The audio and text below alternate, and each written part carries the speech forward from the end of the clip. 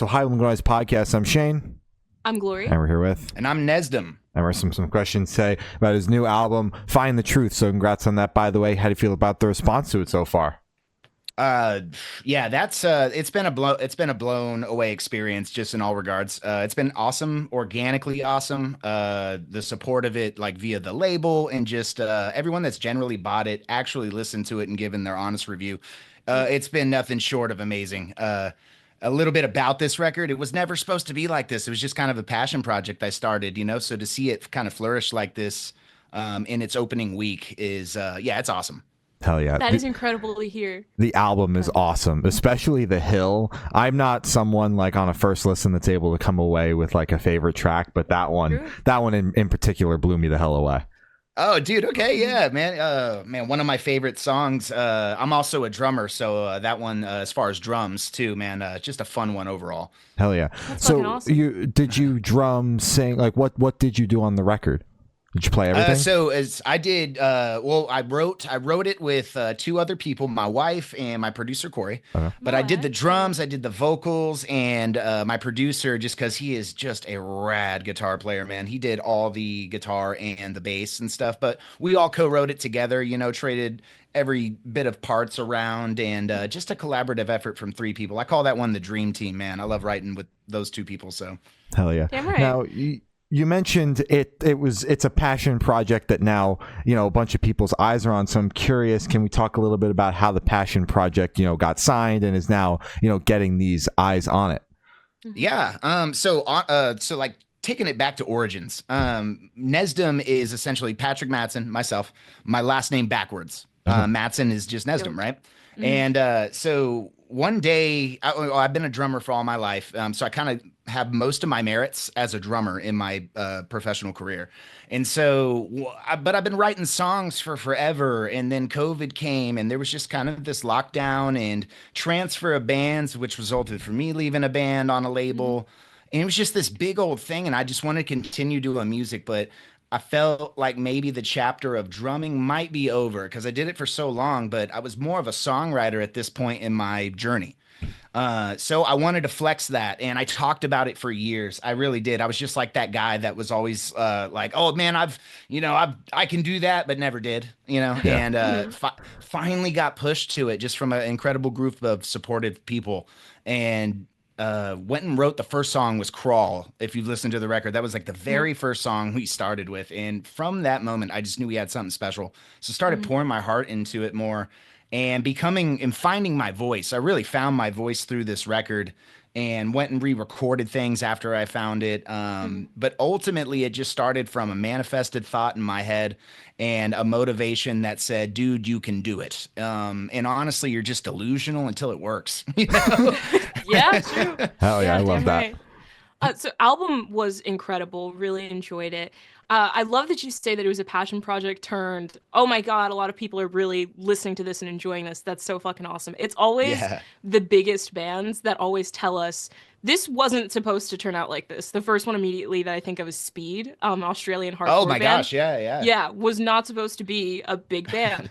But now that it is more so a bigger project, bigger than you anticipated for it to be, is it still a passion project for you, or is there a little bit more pressure now that there are eyes on you? No, that's a great question. It's developing more into an actual ecosystem of a band, you know, to where you have multiple roles like a manager and, you know, even a front of house person or somebody that just runs your merch. It's become a manifested passion project to now a team of people that believe in your dream just as much as you do. For sure. And that and alone in itself is it kind of will re-inspire you as an artist. You'll be like, oh my gosh, I feel like these people are more gung-ho for this than maybe me at times, you know, and it lifts you right back up. So yeah, it is developing into kind of an established band. I do have some players right now, and I feel like they'll be official members maybe on the Nesdam LP2 coming, you know, whenever that comes about. But right now, it was just a man that started it all, and he's got a lot of people that believe in him too. And they're willing to to go out on his ship with him wherever it goes and see the people, you know, and I love it. Yeah. Hell yeah. Damn Love it. right. Good to hear. So is there any meaning behind the album title or cover art? Oh, absolutely. Yeah. So, find the truth. It might be, viewed as a message that's been said as long as time has been time, right? And it's like everyone's been searching for it. Hmm. And everyone's it feels when they feel they're lied to about anything when it comes to politics, when it comes to religion, everyone's Yeah. searching for this thing. It's a kind of one of the first things if you study psychology, what people do, they're like, well, I was searching for truth before I did X and O method.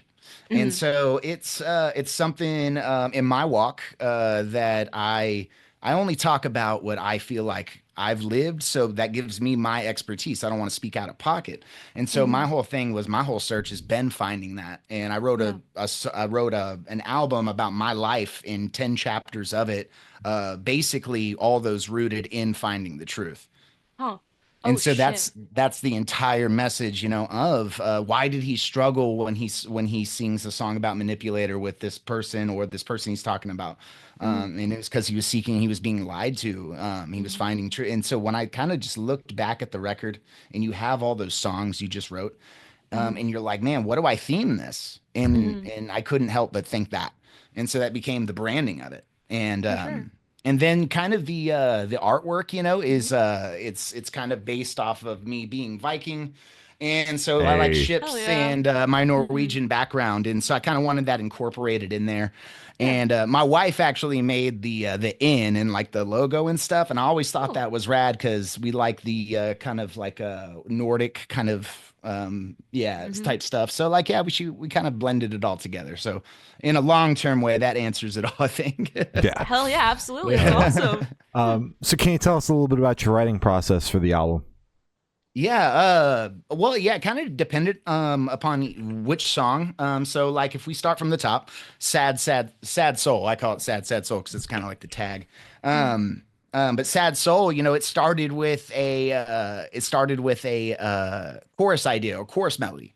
Okay. It was the I know, and then that just we started there, found a good chord behind it, and boom, off to the races. I like to start with a vocal these days. Hmm.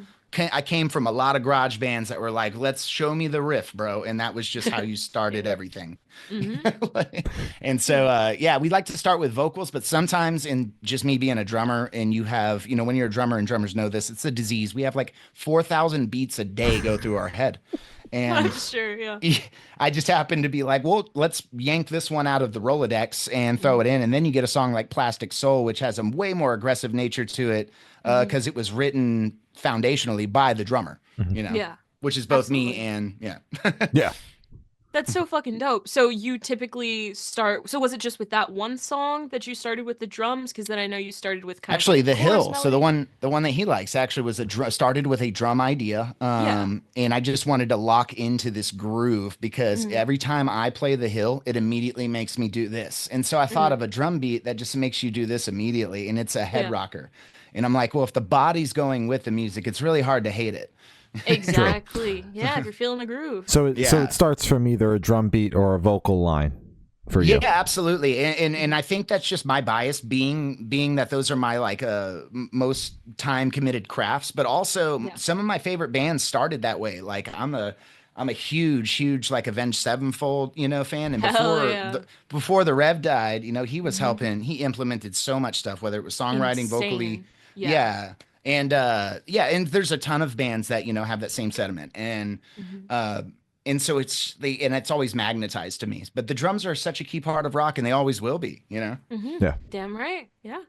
So what song off the album took longest to write, and then which one is your personal favorite?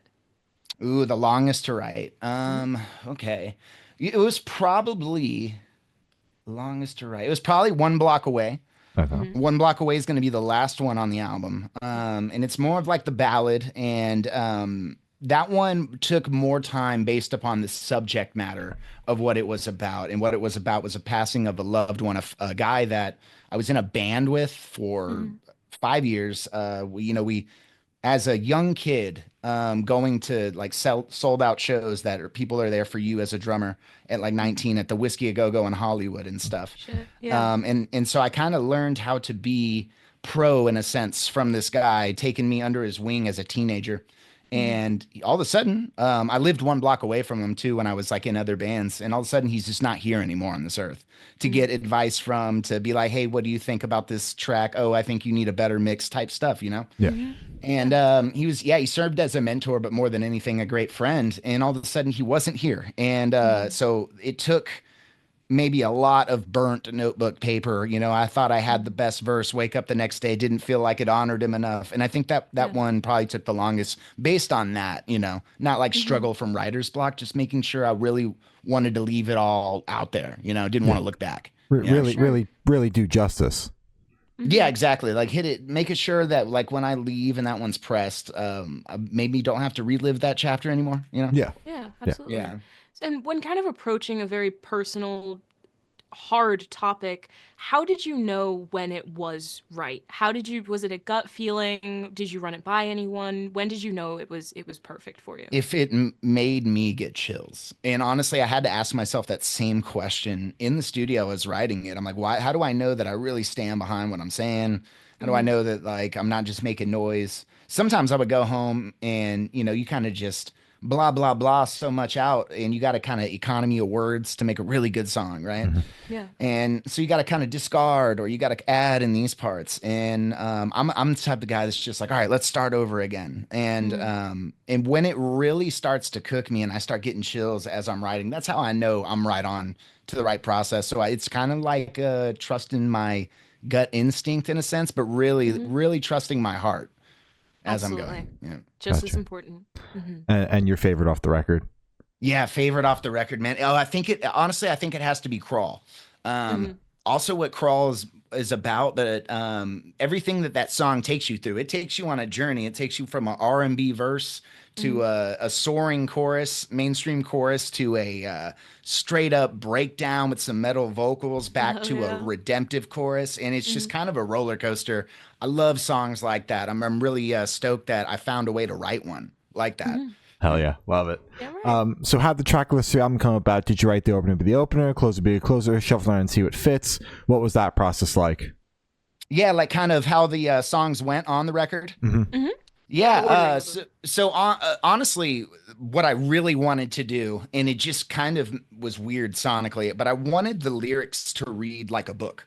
Okay. I wanted, Dope. like, if you ever read the lyrics back to back with the songs the way they were listed, I wanted it to read as a story. And I tried, it's really hard to try to write a record too like that, Mm-hmm. but I did my best, and I actually thought I got pretty close and maybe people would catch it.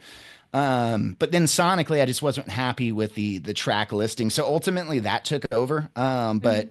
I had sat on maybe three or four of those songs for a couple years to get everyone anticipated for the record.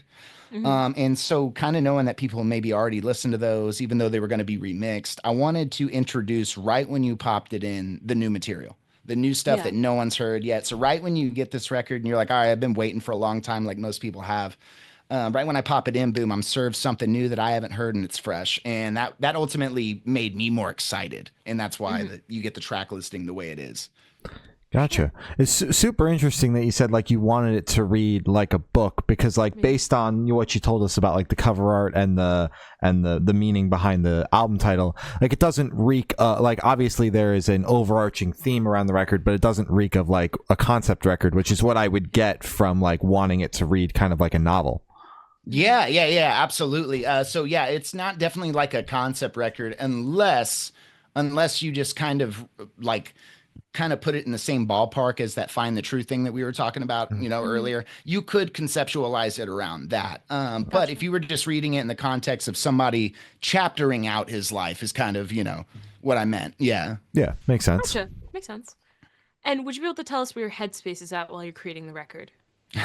Both great and not great. You have to relive some horrible moments, and then and then you're stoked about what you're hearing. And it's kind of it's well, and also dependent. You can write a happy song too and relive that. I just didn't Mhm. find that this was not with the project. When I was writing these songs, it was just kind of not in my life to write about that. But then you get a song about Bulletproof, like Bulletproof, that's on the record, and Mhm. it's a really redemptive song. It's kind of a song that's like there must be a thing for me here because I've evaded death and I'm still here. And so that's kind of joyous. So like you're still breathing and you should be thankful for that. And so that's a kind of a reliving one. But there's things like that, like a song like Manipulator, kind of got to go there. A song like Crawl, you kind of got to go there. But in the redemptive parts too, it gets great. I just think more than anything, it's probably like roller coaster emotions. You get both column A, column B. Yeah. But ultimately you're stoked because you're making art and that's therapeutic. Absolutely. What do you do to kind of take care of yourself when you're going to those when you have to go there for a song? Is it the fact that like that once you finish up the song you're going to be stoked on it, or is there something that you do to kind of pull yourself out? Do you have people around you, things that you do to distract yourself? I'm curious. Yeah. I think my ultimate goal by like being this vulnerable, putting it into lyrics and then putting myself out there for you to hear it. I think my ultimate goal is like I want to be done with this. And it's a way to kind of close this chapter. You wrote a song about it, you got it out, you said your 2 cents. And then you made art out of it, and then you maybe or not you helped somebody's life with it. That's kind of it's really closure to somebody that in a sense like that. So yeah, I think that yeah. Yeah. It acts as your closure. So it's not like you're putting yourself in this terrible spot and then you have to pull yourself out of there. You're acting as the closure. So you're closing that chapter of your life and you're not in some terrible spot leaving that song. No, 100%. At least that's what I did for this record. Okay. Yeah. Gotcha. That's so dope. So how do you recommend your fans to listen to this album for the first time? Should you do in the car with friends, in the dark with headphones on? Is it a workout album, party album? What do you personally recommend? I think this is a record best listened to. Best listened to, obviously, with headphones, but honestly, I think it's best listened to when you're working out, when you're in a state of stress, because the people that have listened out or like listened to this when they're working out, they start to really dive into these lyrics because they're in like a stressful state of mind. Maybe they're midway through their set, and then they start really listening to this lyric that's like screaming at them, like trying to do that, and maybe they're getting a lot out of that. But I've been getting a lot of unique feedback in that area, and then it seems like the gym listener is really digging in deeper to how it applies to their life. And the only way I can make sense of that is that they're under like a physical stress at the time of receiving the art. Yeah. So Hell yeah. That makes sense. All right. All right. And this one should be super, super quick off the top of your head. I want you to describe this album for your listeners in 3 words. No more, no less. ooh, 3 words. 3 words. Are you ready? Ooh. Okay. Yeah. Yeah. Are you ready? Are you I fuck ready? with that. It takes you on a ride. So it's like yeah, are you ready? Because there might be something that it touches your heart, There's been people like that have been sending me like personal messages. I won't name this lady, but she sent one to me. She's in the Colorado area, and she's not doing too hot health wise.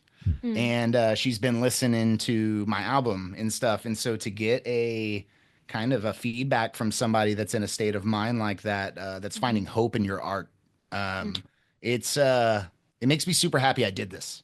Yeah. 100%. Not just for that. That's an amazing thing, but like I hope that's just the scratching the surface of what we can do when we really put our heart into something and we're authentic about it. Absolutely. Damn right. Authenticity is key. So in that same train of thought, is there a certain feeling or emotion you want listeners to have while going through the album? Yeah, kind of just like keep open mind. One thing I wanted to do was not try to like sound the same. So there are some weird parts. There's like a random drum solo, and there's like a part that like it's just an instrumental thing, and maybe the vocals don't come in for 45 seconds, but I want you to really feel the music, and at that point, I'm hoping you're hooked. There's a lot of like weirdly thought out things. Tempo changes and Crawl, a lot of people would be like, dude, what are you doing here? It goes from 136, 140. You're like, what, but it was how I was feeling. And like, you're literally in my heart, like, heart art, I guess you could call it. Yeah. Yeah. Yeah. That's so awesome. Hell yeah. Fuck So yeah. you're feeling what I'm feeling or trying to get you to feel in that heart. But yeah. Yeah, going through the roller coaster with you. Yeah. Yeah. Hell yeah. And Crawl is like the best example of that for sure. Like as far as a song that like everything I just said, that's probably like the best exhibit A. Yeah. All right. For sure. I love it. And are you able to touch on any particularly challenging or standout moments during the creation of the album, positive or negative?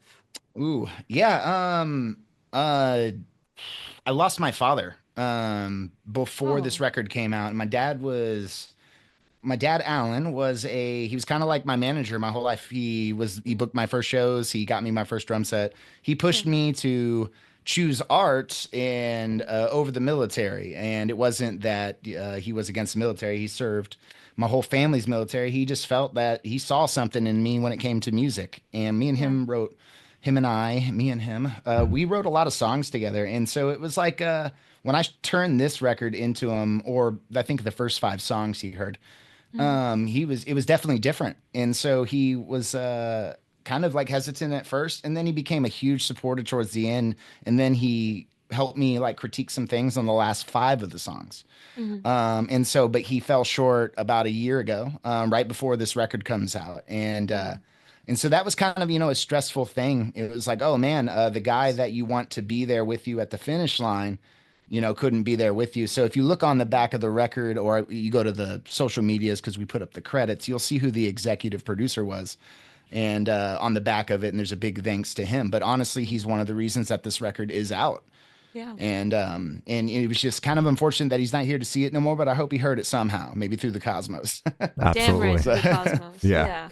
I'm so sorry to hear about your loss. Condolences, fully. That's yeah, fucking tough. and that's kind of another. It's a part of life, and that's kind of what I talk about on the record, and that's exactly like One Block Away and stuff like that. My dad managed that singer that I talk about in that song. Yeah. And I remember how heartbroken my dad was when Jason passed, and then so it's like I listened to that song recently from Shinedown. It's like all my heroes are dead and gone. Yeah. And so in a sense, I feel like I'm carrying the torch for those guys for as how long ever I have on this earth. My mentors were amazing. They did some amazing stuff. Music wouldn't be the same without them. And now they're no longer here, but man, they instilled a lot of time in me. And here I got this record, and I got these people believing in it. And I just feel like I'm carrying the torch for them. And it's more sentimental, but yeah, you can tell I'm a man on a mission, basically. Absolutely. That's beautiful. Hell yeah. That's really, yeah. So for this question, I want you to picture you're on tour, you're at a gas station for a rest stop. What is your snack of choice? Oh, bro. Well, hopefully we're on the East Coast because we're going to Sheets, but Hell Okay. yeah. yeah. Wawa Sheet- on top, but yeah, Wawa's it's okay. cool too, man. They got some great paninis. That's like the best paninis I've ever had Their there. They'll make sandwiches, them. come They'll make on. them right in front of you. Yeah. Do you even know what a Wawa is? What is that? Bloodhound Gang? Yeah. Look that up. Look it up. There's actually a song about Wawa. But Oh my god. I'm gonna oh be yeah, bumping that they're the shit. bomb. I think it's Bloodhound Gang too. But I love snack of choice, man. All right, so I'm a little bit of a bro. I'm It's getting- probably gonna be a protein shake Okay. and like maybe a protein bar, and then maybe 7 or 8 hot dogs that they have on that thing. No, I'm just kidding. I was gonna say, It's really like- getting your protein in, huh? And then a Diet Coke. I'm just kidding. Okay, yeah.